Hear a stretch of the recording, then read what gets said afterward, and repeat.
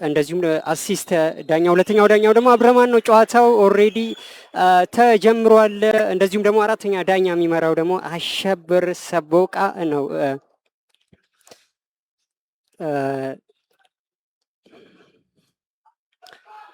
አዎ ክቡራን አድማጮች በሞቃታማዋ ድሬዳዋ ከተማ እንግዲህ ሞቃታማ የሆነ ጨዋታ እየተመለከትን እንገኛለን።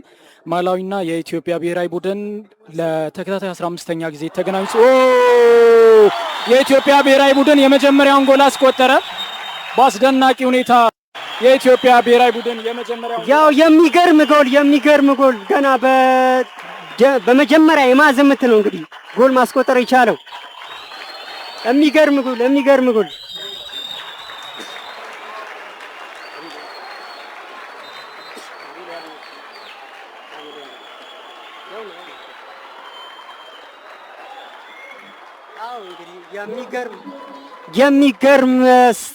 ነው እንግዲህ የመጀመሪያ ገና ከመጀመሩ ነው ጨዋታው ገና ከመጀመሩ ነው ጎሉ የተቆጠረው ማለት ይቻላል። ምን አይነት ጎል ነው የተቆጠረው? የሚደንቅ ጎል። አዎ እንግዲህ ገና ከመጀመሩ ደቂቃ ውስጥ ነው እንግዲህ ይህ ጎል የተቆጠረው።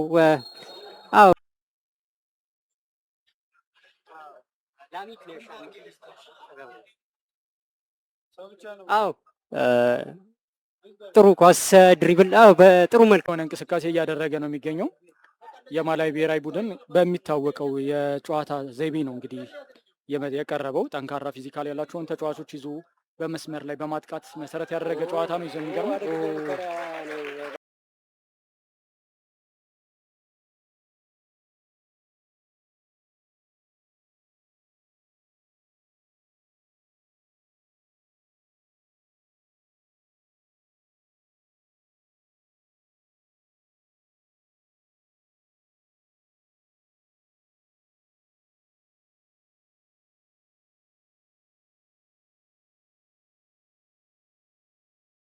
ነው የሚመስለው።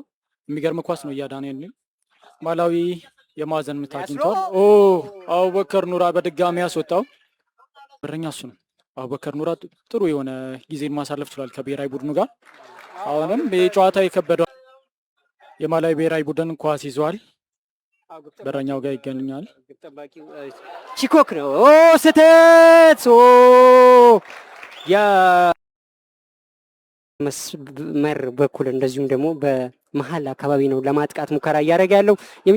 የሚጠቀምበትም የረጅም ኳሶች ወይም ደግሞ ጉጉሳ አቤላ ብለው በዘንድሮ በኢትዮጵያ ከፍተኛ ጎል አስቆጣሪ ኮከብ እየመራ የሚገኝ ነው። አሁንም አደገኛ ኳስ፣ ረጅም ኳስ ያሬድ። ምን አይነት ቻንስ ነው! የኢትዮጵያ ብሔራዊ ቡድን አስደናቂ ጨዋታን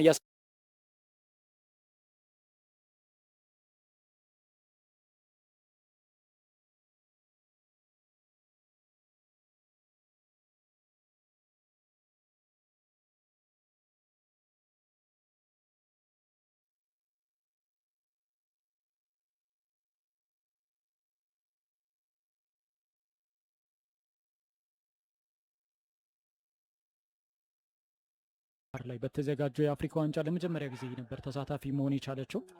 በምድቧ ከናይጄሪያ ጋር 2-2 አቻ መለያየታቸው በታል አደገኛ ኳስ ነበር። ጨዋታው ይቀጥል። ፈጥሮ እንግዲህ ያጠቃ ይገኛል። ሳሙኤል ረጅም ኳስ ሳሙኤል ያሸማው ፍጹም ጥላውን ጥሩ። እንደዚሁም ደግሞ እንግዲህ ድጋፋቸውን እንግዲህ በሚገርም ሁኔታ ሞቅ ያለ ድጋፋቸውን እየሰጡ ይገኛሉ። ናያስሎ ክቡሩን እንግዲህ የብሔራዊ ቡድኑ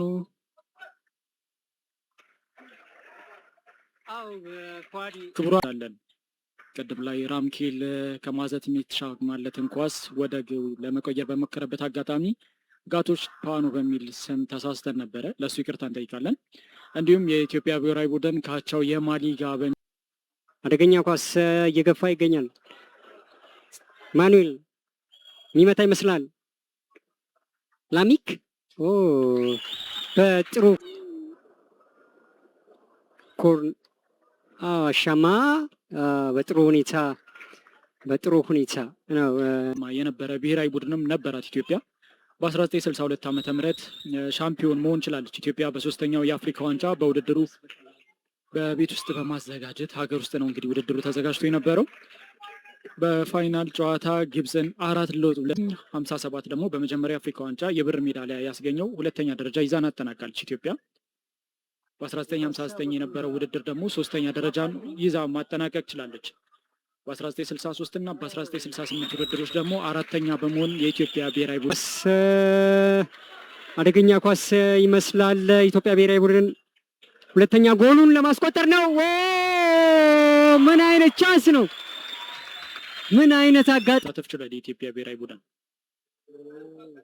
አው ማላዊ እንግዲህ ራምኬል አደገኛ ኳስ ባቱንዲ ምን አይነት ቻንስ! አስቲ ኢትዮጵያ ብሔራዊ ቡድን በስፔሻሊ ያዕቆብን ማስጨነቅ ነው ያለ ነው። አው ፏዲ ኳሱን የመታው ማዊሾ ይበጠቀማቸው ነው መስለው የሱና የብሌሲንግ የማዘን ምት እሱ ራሱን ያሻማ ፋዚ አደገኛ ኳስ ይመስላል።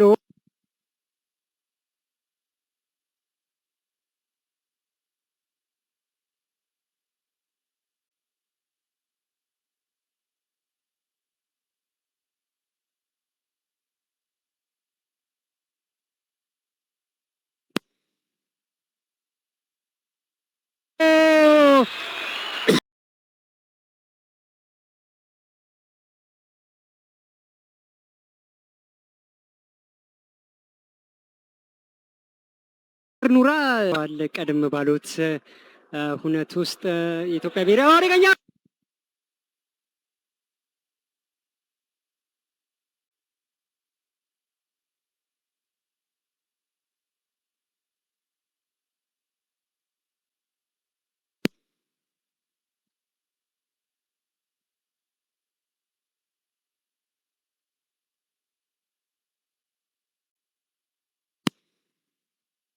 ሞት ወጥቷል ማለት እንችላለን እና ዛሬም የተመለከትነው ይህንን ነው።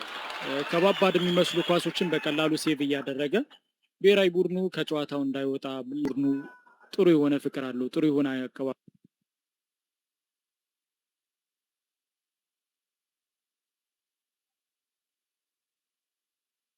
በኩል የኢትዮጵያ ብሔራዊ ቡድን እንግዲህ እነዛን ወርቃማ የሴቪንግ እጆችን እንግዲህ በአቡበከር ኑር አስመልክቶናል። አሁንም በጥሩ ሁኔታ የኢትዮጵያ ብሏል። የጨዋታ እውነት እንግዲህ ከ70ኛው ደቂቃ በኋላ ያለው የኢትዮጵያ ብሔራዊ ቡድን ጫና ፈጥሮ ለመጫወት እንግዲህ ሙከራውን ቀጥሏል። በእርግጥ ሰከንድ ሀፍ ላይ የነበረው አደገኛ ኳስ ምን አይነት ለሸማ ነው አሻማ ምን አይነት ቻንስ ነበር! ብሔራዊ ቡድን ሰከንድ ሀፍ ላይ ከነበሩት የመዳከም አጀማመሮች በተለየ መንገድ በማጥቃት ላይ ነው የሚገኘው። አሁን በ88ኛው ደቂቃ ላይ እንገኛለን። ኢማኑኤል በነገራ አንግል ነው የገጨ